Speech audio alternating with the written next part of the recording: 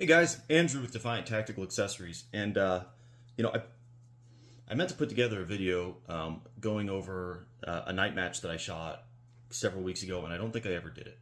So this is me doing it. It's been a little bit since I put together a video for you guys.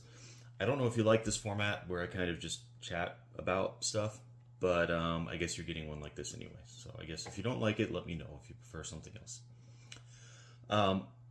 This is sort of an after-action review, partly for myself, truth be told, to kind of put together some of my own learning points, I guess.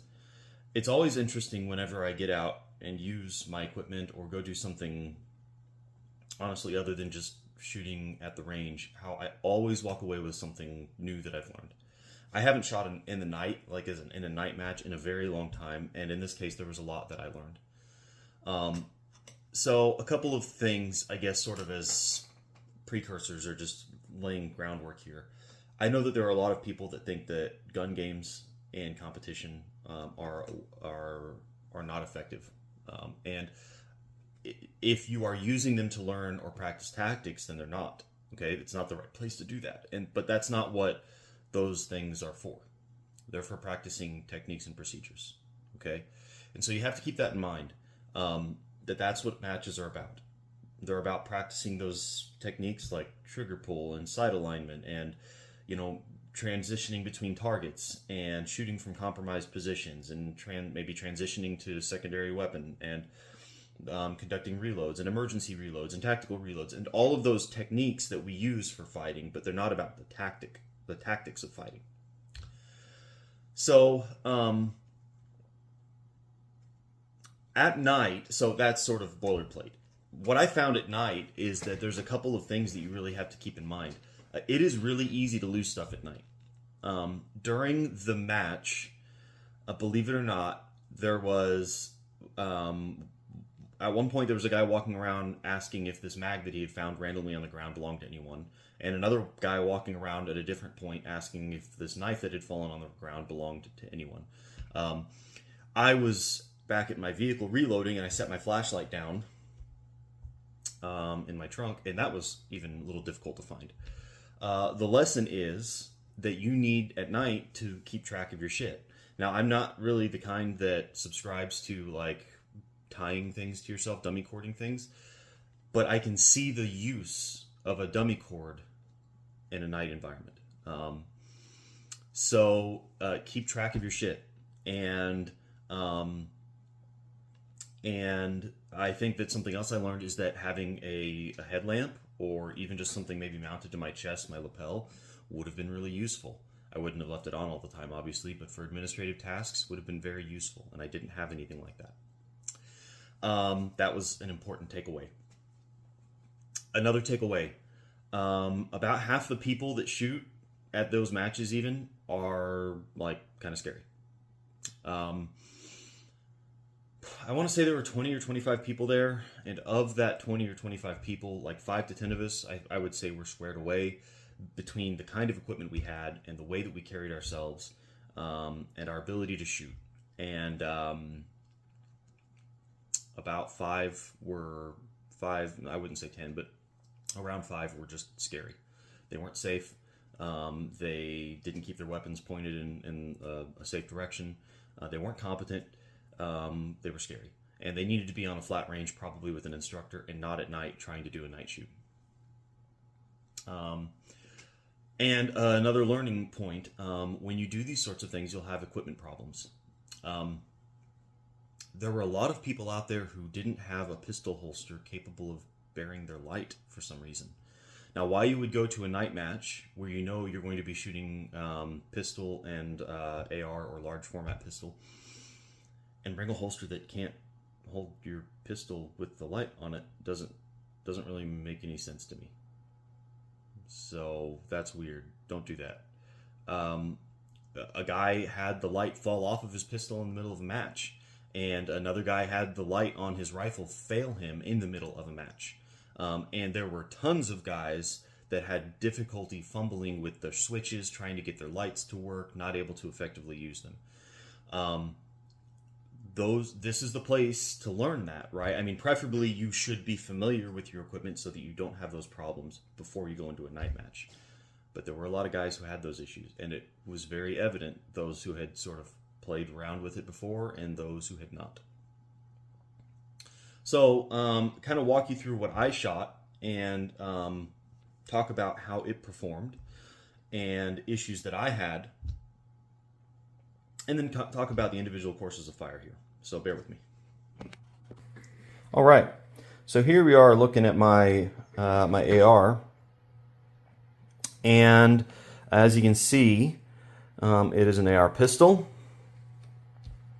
I'm running a couple of different things of note. One is a Trigon ACOG clone. This is not a real deal. And I have a Swamp Fox Red Dot piggyback here. This is a Kingslayer. That is a discontinued model. It automatically shuts off after 4 hours, which is not my favorite, but for this application, I'm actually okay with it. Nothing too special. I was shooting 55 grain in 193. I have an O-Light here. I forget the model. I think it's a Valkyrie maybe.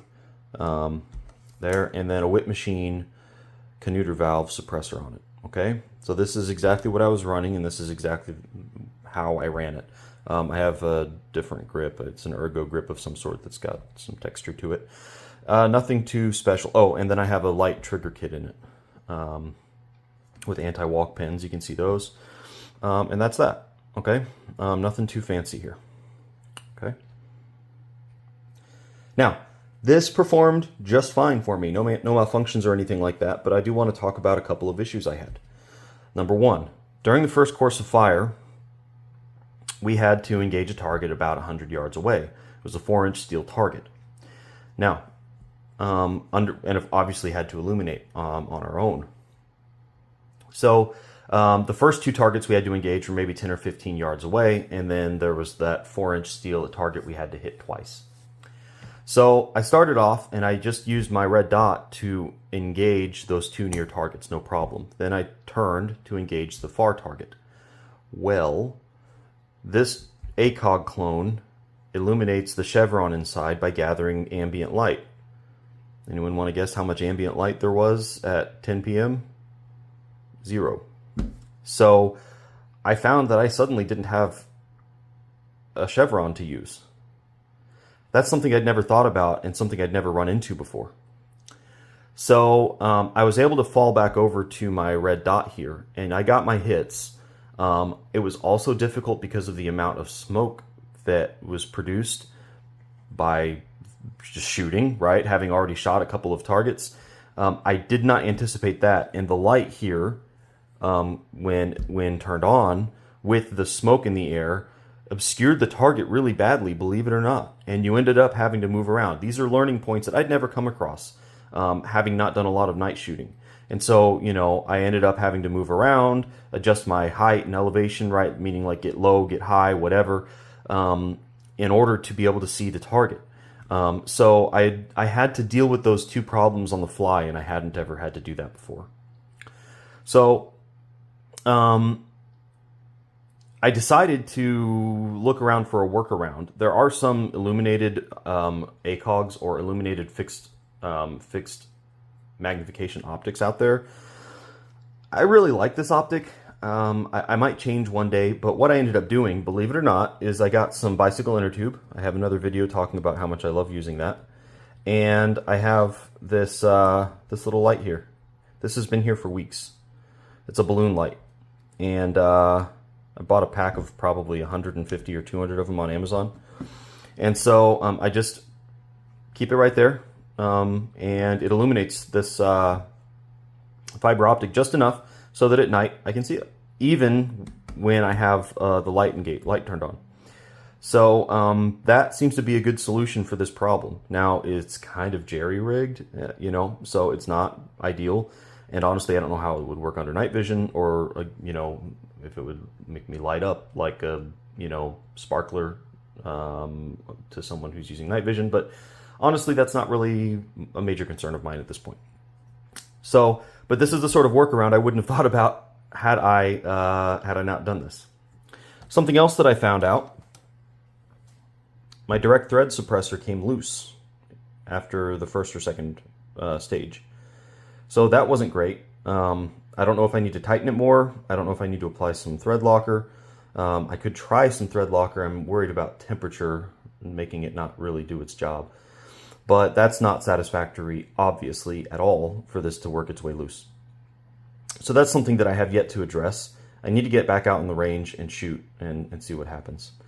A third thing that I found is that 55 grain ammunition is not appropriate for a 10.5 inch barrel AR pistol.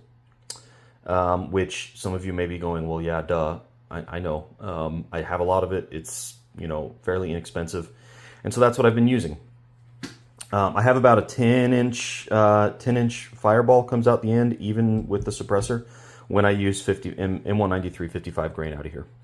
And that suppressor gets really hot. So what I am going to do is trial a few different kinds of ammunition meant for short barrels. And I will report and let you guys know what works better. All right. So I don't purport to be some sort of tactical genius. I'm not. I held my own in the match. I did fine. But those are just like equipment problems that I ran into and I had to adapt to, right? And mine were the least of the problems that people had. But these are the kinds of things that you need to get out if you're not already. Like, get out and go do it. Some people, I think, feel intimidated by going to these sorts of matches and stuff. You're not shooting with a bunch of, jerks. They're not jerks. And you're not going to be made fun of. And you're not shooting with a bunch of, like elite Navy SEALs or something. It's just dudes who like to go shoot in different circumstances than they normally would. And so it's fun. So go out and do it and then learn this kind of stuff about your equipment and yourself before you need to use it. Let me go over the courses of fire with you real quick and talk about how those went. So the first course of fire I kind of already described. We had two targets 10 or 15 yards away to my left, and then directly ahead of me at 100 yards I had a 4-inch steel plate. I had to hit all of those targets twice. So when the buzzer went, I brought my AR to bear. Used the piggyback red dot to hit both of those near targets, transitioned to my ACOG, and found that I couldn't see the chevron. So transitioned back up to the piggyback dot and began working to get hits. I honestly missed the first couple. I was standing and decided to, and then at that point I couldn't see the target because the white light and the smoke was stopping me from seeing it. So I moved. And after 5 or 10 more rounds, I got my 2 hits, which sounds like a lot, but it was better than most people did. So after that, we had to stage or put down our AR and then run around a berm to the pistol range. And there we had to draw and engage. There were poppers. There was like 8 poppers and I think 2 steels. So I went ahead and I did that with my handgun. I ran into a couple of issues. I had some malfunctions with my handgun. This is a known problem with the ammunition I run. I do it in part because I don't mind the practice. I've verified with my carry ammo that I don't have that problem. So I had one pistol malfunction and then I had to do an emergency reload. So I also noticed that my red dot under light washed out a little bit. I have a Trigicon RMR on my pistol. It is auto adjusting, and I've noticed before that sometimes when just practicing clearing my home in the dark, it will wash out because it's trying to adjust the ambient light, which it notices is like not anything. So the light dims, the red dot dims, but then when I use my weapon light, right, I've got a very bright surface that I'm looking at, and the red dot obviously can't detect that. So but that's why I failed over to my irons. And so both with the AR shooting and not being able to see the ACOG and with my pistol, I had to default to secondary sighting systems. And that is a reminder of how important it is to have secondary sighting systems on weapons that are meant for serious use. Okay? So, to my surprise, a lot of people really struggled hitting that 100-yard 4-inch target. So there's a lot of people think they can do a lot more than they can. Don't be one of those people. Get out and shoot and actually be capable of doing this stuff. Second course of fire was rifle only, or large format pistol only. And so we were on a 25-yard range. So at the end of the 25-yard range, you had 6 targets set up. And so starting from the center of the 25-yard mark, you were standing and had to engage each with 1 round. Okay? Then move forward about 5 yards to a barrel and do the same thing.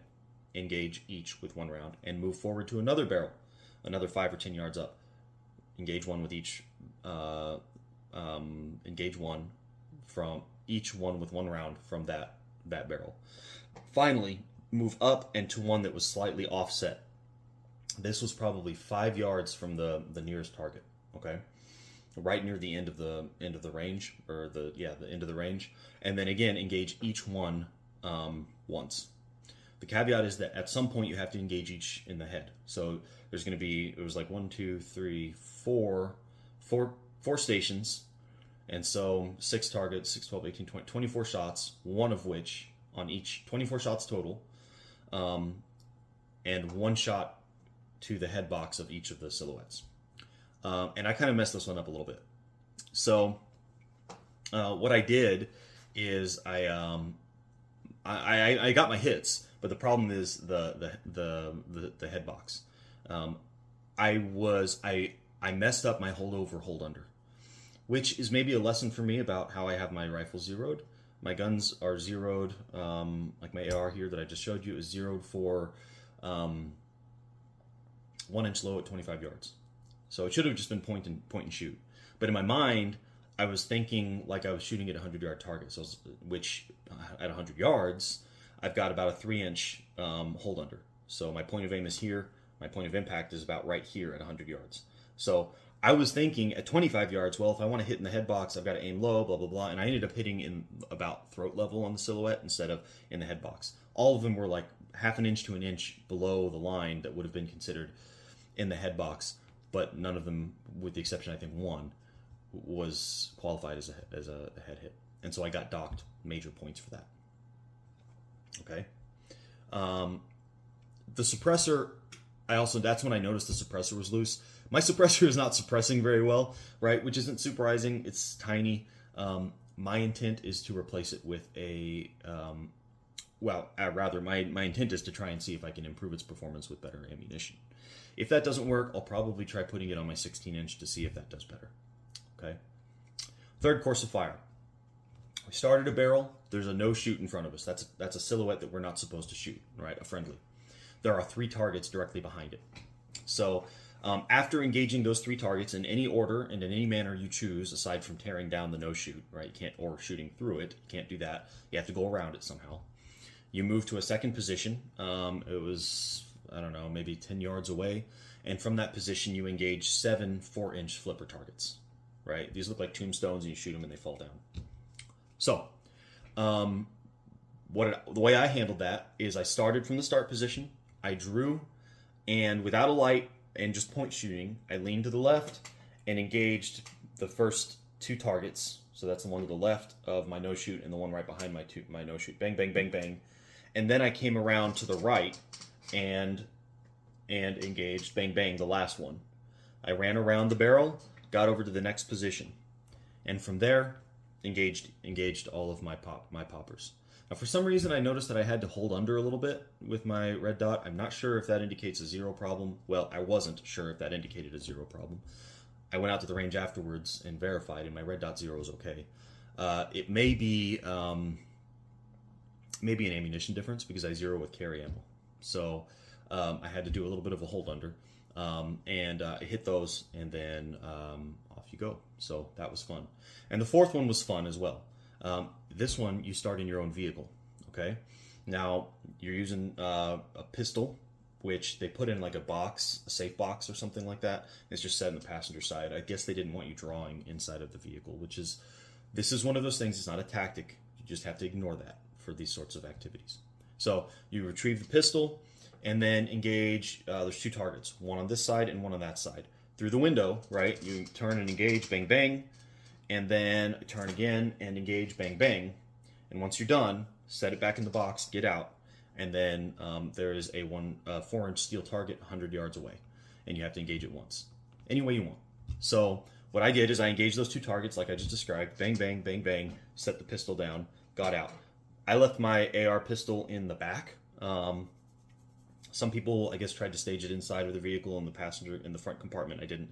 I just left it in the back. So I got out, pulled it out, charged it, and then pushed the door forward and leaned against the door and shot through the window. Hit it on the first shot. So there were some people who went into prone, some people that, did something else. That's how I did it. And I was able to hit it. My light was more than satisfactory for engaging targets this far away.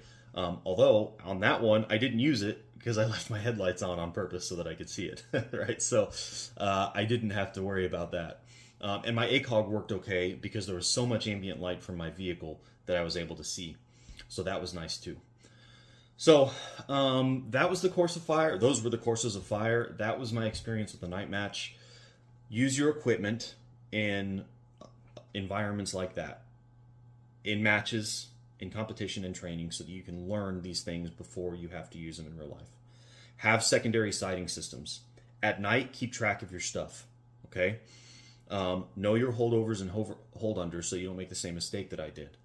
Ensure that your stuff is tight and Loctited and not gonna come loose, okay? Those are learning points. And remember, matches are for practicing techniques and practicing procedures, not for practicing tactics. It's Andrew with Defiant Tactical Accessories. I hope you get out there and do something. I hope you enjoyed this. Comment below and tell me what an idiot I am, or tell me that you've had the same problems. I don't know. And we'll catch up with you guys on another time. Thanks.